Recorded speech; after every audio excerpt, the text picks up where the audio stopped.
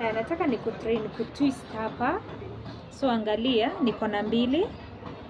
So hii mkono yangu ya left, hii ya left naishika hivi, then na twist hii nakuja naiekelea hapa, inashikwa na hizo vidole tatu.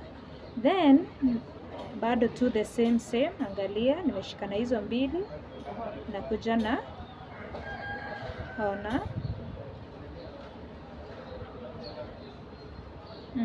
So hii twisting ni ya beginner mwenye hajai twist. Ona.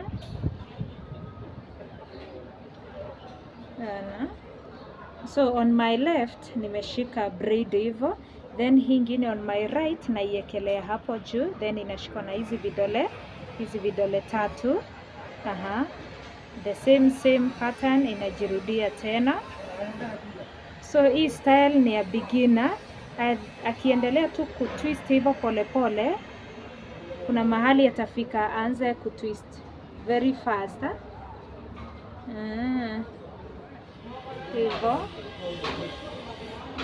So mtu anaanzanga tu polepole. So nimeamua client wangu ni twist na knotless, unaona.